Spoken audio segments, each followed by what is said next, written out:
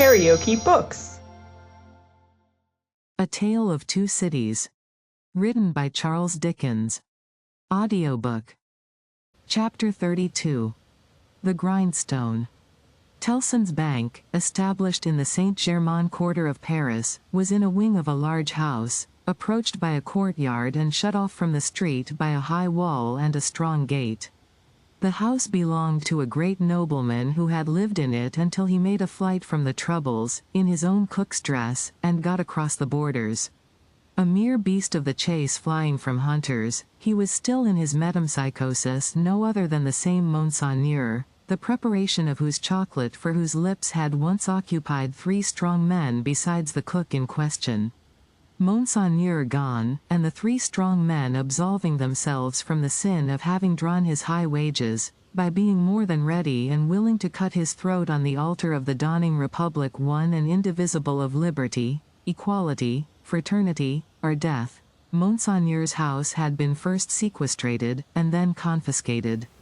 For all things moved so fast, and decree followed decree with that fierce precipitation, that now upon the 3rd night of the autumn month of September, patriot emissaries of the law were in possession of Monseigneur's house, and had marked it with the tricolour, and were drinking brandy in its state apartments. A place of business in London, like Tellson's place of business in Paris, would soon have driven the house out of its mind and into the Gazette. For, what would staid British responsibility and respectability have said to orange trees in boxes in a bank courtyard, and even to a Cupid over the counter? Yet such things were. Tellson's had whitewashed the Cupid, but he was still to be seen on the ceiling, in the coolest linen, aiming, as he very often does, at money from morning to night. Bankruptcy must inevitably have come of this young pagan, in Lombard Street, London, and also of a curtained alcove in the rear of the immortal boy, and also of a looking-glass let into the wall, and also of clerks not at all old, who danced in public on the slightest provocation. Yet, a French Tellson's could get on with these things exceedingly well, and, as long as the times held together, no man had taken fright at them, and drawn out his money. What money would be drawn out of Tellson's henceforth, and what would lie there, lost and forgotten? What plate and jewels would tarnish in Tellson's hiding places, while the depositors rusted in prisons, and when they should have violently perished? How many accounts with Tellson's never to be balanced in this world, must be carried over into the next? No man could have said, that night, any more than Mr. Jarvis Lorry could, though he thought heavily of these questions. He sat by a newly lighted wood fire, the blighted and unfruitful year was prematurely cold, and on his honest and courageous face there was a deeper shade than the pendant lamp could throw, or any object in the room distortedly reflect, a shade of horror. He occupied rooms in the bank, in his fidelity to the house of which he had grown to be a part, like strong root ivy. It chanced that they derived a kind of security from the patriotic occupation of the main building, but the true-hearted old gentleman never calculated about that. All such circumstances were indifferent to him, so that he did his duty. On the opposite side of the courtyard, under a colonnade, was extensive standing, for carriages, where, indeed, some carriages of Monseigneur yet stood. Against 2 of the pillars were fastened 2 great flaring flambeaux, and in the light of these, standing out in the open air, was a large grindstone, a roughly mounted thing which appeared to have hurriedly been brought there from some neighboring smithy or other workshop. Rising and looking out of window at these harmless objects, Mr. Lorry shivered, and retired to his seat by the fire. He had opened not only the glass window, but the lattice blind outside it, and he had closed both again, and he shivered through his frame. From the streets beyond the high wall and the strong gate, there came the usual night hum of the city, with now and then an indescribable ring in it, weird and unearthly, as if some unwonted sounds of a terrible nature were going up to heaven. "Thank God," said Mr. Lorry, clasping his hands, "that no one near and dear to me is in this dreadful town tonight. May he have mercy on all who are in danger."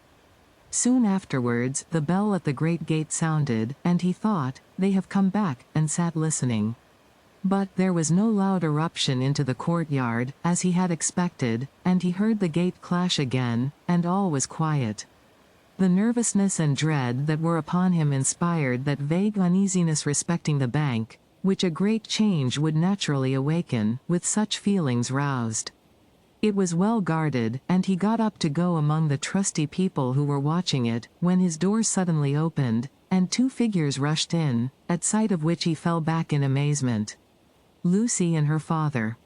Lucy with her arms stretched out to him, and with that old look of earnestness so concentrated and intensified, that it seemed as though it had been stamped upon her face expressly to give force and power to it in this one passage of her life. "What is this?" cried Mr. Lorry, breathless and confused. "What is the matter?" "Lucy." "Manette." "What has happened? What has brought you here? What is it?" With the look fixed upon him, in her paleness and wildness, she panted out in his arms, imploringly, "Oh, my dear friend. My husband." "Your husband, Lucy?" "Charles." "What of Charles?" "Here." "Here, in Paris?" "Has been here some days, 3 or 4, I don't know how many, I can't collect my thoughts. An errand of generosity brought him here unknown to us. He was stopped at the barrier, and sent to prison." The old man uttered an irrepressible cry. Almost at the same moment, the bell of the great gate rang again, and a loud noise of feet and voices came pouring into the courtyard. "What is that noise?" said the doctor, turning towards the window. "Don't look," cried Mr. Lorry. "Don't look out. Manette, for your life, don't touch the blind." The doctor turned, with his hand upon the fastening of the window, and said, with a cool, bold smile, "My dear friend, I have a charmed life in this city. I have been a Bastille prisoner. There is no patriot in Paris, in France, who, knowing me to have been a prisoner in the Bastille, would touch me, except to overwhelm me with embraces, or carry me in triumph. My old pain has given me a power that has brought us through the barrier, and gained us news of Charles there, and brought us here. I knew it would be so, I knew I could help Charles out of all danger, I told Lucy so. What is that noise?" His hand was again upon the window. "Don't look," cried Mr. Lorry, absolutely desperate. "No, Lucy, my dear, nor you." He got his arm round her, and held her. "Don't be so terrified, my love. I solemnly swear to you that I know of no harm having happened to Charles, that I had no suspicion even of his being in this fatal place. What prison is he in?" "La Force." "La Force. Lucy, my child, if ever you were brave and serviceable in your life, and you were always both, you will compose yourself now, to do exactly as I bid you, for more depends upon it than you can think, or I can say. There is no help for you in any action on your part tonight, you cannot possibly stir out. I say this, because what I must bid you to do for Charles's sake, is the hardest thing to do of all. You must instantly be obedient, still, and quiet. You must let me put you in a room at the back here. You must leave your father and me alone for 2 minutes, and as there are life and death in the world you must not delay. I will be submissive to you. I see in your face that you know I can do nothing else than this. I know you are true." The old man kissed her, and hurried her into his room, and turned the key, then, came hurrying back to the doctor, and opened the window and partly opened the blind, and put his hand upon the doctor's arm, and looked out with him into the courtyard. Looked out upon a throng of men and women, not enough in number, or near enough, to fill the courtyard, not more than 40 or 50 in all. The people in possession of the house had let them in at the gate, and they had rushed in to work at the grindstone. It had evidently been set up there for their purpose, as in a convenient and retired spot. But, such awful workers, and such awful work. The grindstone had a double handle, and, turning at it madly were 2 men, whose faces, as their long hair flapped back when the whirlings of the grindstone brought their faces up, were more horrible and cruel than the visages of the wildest savages in their most barbarous disguise. False eyebrows and false mustaches were stuck upon them, and their hideous countenances were all bloody and sweaty, and all awry with howling, and all staring and glaring with beastly excitement and want of sleep. As these ruffians turned and turned, their matted locks now flung forward over their eyes, now flung backward over their necks, some women held wine to their mouths that they might drink, and what with dropping blood, and what with dropping wine, and what with the stream of sparks struck out of the stone, all their wicked atmosphere seemed gore and fire. The eye could not detect one creature in the group free from the smear of blood. Shouldering one another to get next at the sharpening stone, were men stripped to the waist, with the stain all over their limbs and bodies. Men in all sorts of rags, with the stain upon those rags. Men devilishly set off with spoils of women's lace and silk and ribbon, with the stain dyeing those trifles through and through. Hatchets, knives, bayonets, swords, all brought to be sharpened, were all red with it. Some of the hacked swords were tied to the wrists of those who carried them, with strips of linen and fragments of dress. Ligatures various in kind, but all deep of the one color. And as the frantic wielders of these weapons snatched them from the stream of sparks and tore away into the streets, the same red hue was red in their frenzied eyes, eyes which any unbrutalized beholder would have given 20 years of life to petrify with a well-directed gun. All this was seen in a moment, as the vision of a drowning man, or of any human creature at any very great pass, could see a world if it were there. They drew back from the window, and the doctor looked for explanation in his friend's ashy face. "They are," Mr. Lorry whispered the words, glancing fearfully round at the locked room, "murdering the prisoners. If you are sure of what you say, if you really have the power you think you have, as I believe you have, make yourself known to these devils, and get taken to La Force. It may be too late, I don't know, but let it not be a minute later." Dr. Manette pressed his hand, hastened bareheaded out of the room, and was in the courtyard when Mr. Lorry regained the blind. His streaming white hair, his remarkable face, and the impetuous confidence of his manner, as he put the weapons aside like water, carried him in an instant to the heart of the concourse at the stone. For a few moments there was a pause, and a hurry, and a murmur, and the unintelligible sound of his voice.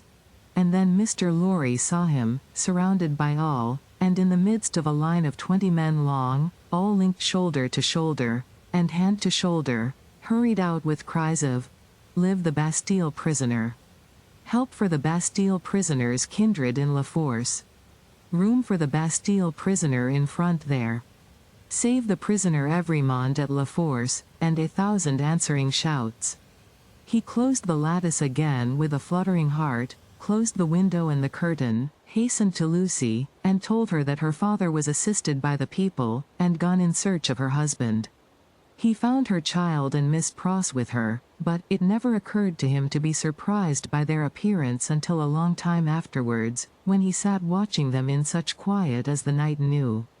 Lucy had, by that time, fallen into a stupor on the floor at his feet, clinging to his hand.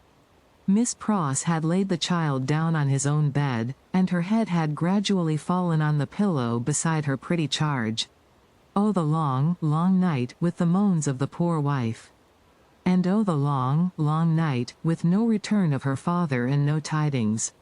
Twice more in the darkness the bell at the great gate sounded, and the eruption was repeated, and the grindstone whirled and spluttered. "What is it?" cried Lucy, affrighted. "Hush! The soldiers' swords are sharpened there," said Mr. Lorry. "The place is national property now, and used as a kind of armory, my love." Twice more in all, but the last spell of work was feeble and fitful. Soon afterwards the day began to dawn, and he softly detached himself from the clasping hand, and cautiously looked out again. A man, so besmeared that he might have been a sorely wounded soldier creeping back to consciousness on a field of slain, was rising from the pavement by the side of the grindstone, and looking about him with a vacant air. Shortly, this worn-out murderer descried in the imperfect light one of the carriages of Monseigneur, and, staggering to that gorgeous vehicle, climbed in at the door, and shut himself up to take his rest on its dainty cushions. The great grindstone, earth, had turned when Mr. Lorry looked out again, and the sun was red on the courtyard. But the lesser grindstone stood alone there in the calm morning air, with a red upon it that the sun had never given, and would never take away. If you liked what you heard, please subscribe to the channel.